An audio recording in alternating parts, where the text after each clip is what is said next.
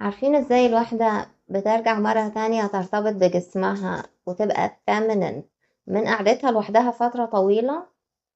هقولكوا ازاي. شفت واحدة لابسة حلق فيروز تحفة، تحفة أكتر من رائع، شيك أوي. قلتلها جايباه منين؟ قالت لي هدية. قلت أنا هجيب واحد. رحت لحد بتاع فضة لوحدي، رحت أعمل شوبينج لوحدي وقلت له لو سمحت طلع لي الحلقان الفيروز اللي عندك كلها، عايزة اتفرج. طلع الكولكشن اللي عندهم وكله كان اكتر من رائع، واخترت حلق صدف بسيط قوي من ضمن الكولكشن الحلقان الفيروز اللي كانت معروضة، وده كان الحلق الصدف الوحيد اللي وسطيهم. اخترت الصدف وبعدين كنت فرحانة بيه قوي وانا راجعة البيت ويا الحلق تحفة عجبني. وبعدين جه في بالي هو انا مش كنت رايحة اشتري فيروز؟ هو في ايه؟ انا قعدت اعمل سيرش. اصلا انا لما رجعت البيت على طول طلعت حلق فضة صدف تاني كنت شارياها بس من حوالي يعني من اكتر من 20 سنة تقريبا، ولبستهم مع بعض وقعدت اقول ايه ده، انا بختار صدف كتير قوي غير ان انا عندي خواتم صدف. يعني انا عندي اكتر من خاتم صدف كمان، اشمعنى بختار الصدف؟ انا ما كنتش متعرفة اصلا على نفسي لما بنقي حاجة، انا ما اعرفش انا بنقيها ليه.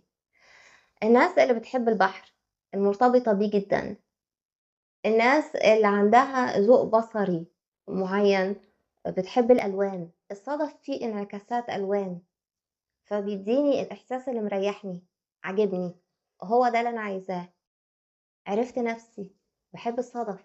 الفيروز يعجبني، والحلقة اللي كانت لابساها الست شكله تحفة، والكولكشن اللي وراهولي راجل تحفتين. انما انا اخترت الصدف. انا بختار صدف كتير وانا ما كنتش واخده بالي. اصلا انا ما كنتش عارفه انا بختار صدف ليه، ما كنتش عارفه شخصيتي وطبيعتي. كمان الناس اللي بتحب الهدوء الشديد، طبعا انا بحب الهدوء جدا، اللي بتعمل هيلينج، وانا فعلا في فتره هيلينج. الواحدة تتعرف على نفسها وهي قاعدة لوحدها على فكرة، ده مش بس في الشوبينج وفي الذوق الشخصي والهدوم والاكسسوارز، في الأكل والشرب. أنا كنت فاكرة إن أنا بحب اللحمة والفراخ زي عيلتي. أصلا أنا كنت وأنا صغيرة لما يتحط الغدا أو العشاء، إحنا العيلة يحبوا اللحمة صراحة، فكان لازم أكل لحمة، اللي يتحط يتاكل.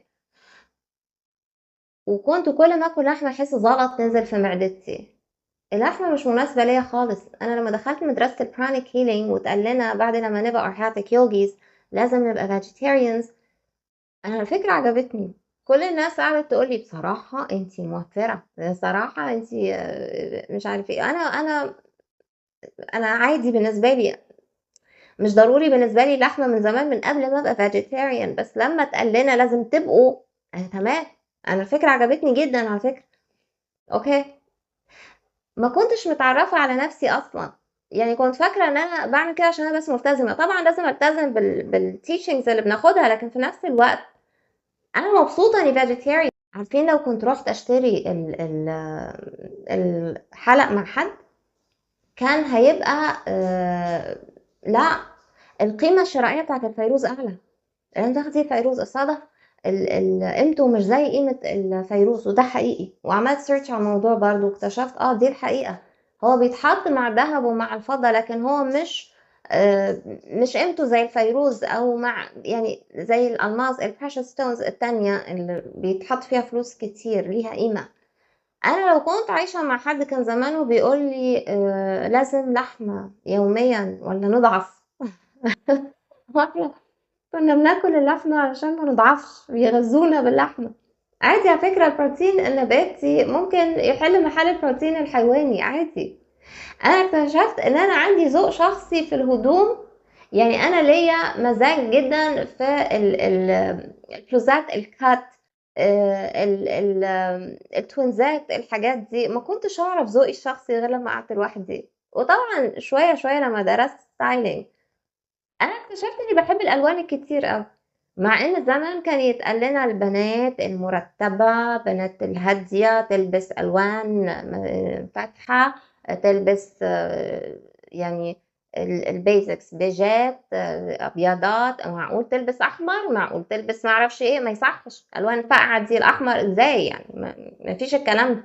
لا أنا اكتشفت إني بحب الألوان جدا اللي تليق على السكين تون بتاعي. قعدتكم لوحدكم دي هترجعكم تاني تتعرفوا على نفسكم، تعرفوا ذوقكم الشخصي، تعرفوا نفسكم، السبيريت، روحكم نفسها هي اللي هتقول لكم ايه اللي انتوا بتحبوه، ايه المناسب ليكم، اخترتوا ده ليه وما اخترتوش ده ليه. اتعرفوا على نفسكم على فكرة من قعدتكم لوحدكم. الناس اللي بتطلع من abusive toxic relationships، اللي عاشوا كتير مع narcissist فترة طويلة، محتاجين healing، وجزء من الهيلينج هو ان الواحد يرجع يتعرف على نفسه من تاني.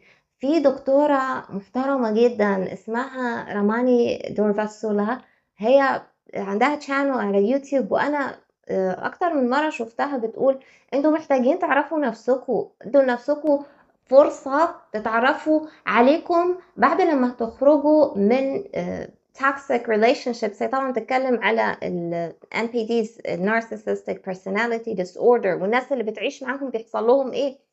جزء من الهيلينج ان الواحد يرجع يعرف مرة تانية هو بيحب ايه. فهي كانت بتقول انتوا بتحبوا تحطوا ايه فوق البيتزا بتاعتكم، المكونات اللي بتتحط فوق البيتزا. اصل احنا عشنا حياة اتفرض علينا فيها كل حاجة لغاية لما افتكرنا ان اللي اتفرض علينا ده هو الديفولت، هو ده اللي المفروض يكون. لا احنا لينا ذوق شخصي، احنا عندنا مشاعر واحاسيس، احنا بنحب حاجات وما بنحبش حاجات، وده عادي. على فكرة انا مش من النوع اللي بقول يعني انا ما بحبش القلاطة في الاكل، ودي من ضمن الحاجات اللي انا كنت يعني باحس إن هي صح مش غلط لمّا كانت بتحصل عندنا في البيت، يعني إن الأكل يتحط على السفرة هو ده اللي يتاكل وما حدش يعترض. وأنا شايفة إن يعني بصراحة لو فتحنا مجال للأطفال الصغيرة إن يقولوا آه ولأ على الأكل، هينسوا في الآخر ممكن إن دي نعمة ربنا، وإن ناس ما عندهاش النعمة دي، وإن ما يصحش إن إحنا نعترض طول الوقت. لكن في نفس الوقت برضه يعني أنا شايفة من وجهة نظري إن كل واحد عنده ذوق شخصي حتى في الأكل، لازم يفصل نفسه فترة علشان يعرف يتعرف على نفسه. عادي، يعني دي مهمة برضه، مهمة أوي. أعرفني، أرجع لي. عشان كده أنا باقول للستات كل يوم الصبح أولًا تفكّر نفسها إنها واحدة ست، تقف قدام المراية وتقول لنفسها إنها واحدة ست، ده مهم أوي على فكرة. وتقعد لوحدها فترة، مهم برضه إنها تقعد لوحدها فترة، تعتزل فترة. ده هيغيّر حاجات كتير أوي في حياتكم على فكرة، هيرجّعكم فعلًا تتواصلوا مع جسمكم مرة تانية. شكرًا لوقتكم، شكرًا لمتابعتكم، وأتمنى الcontent يكون عجبكم. لو عجبكم please like and share، واعملوا subscribe للchannel واضغطوا الnotification bell. أشوفكم الفيديو الجاي.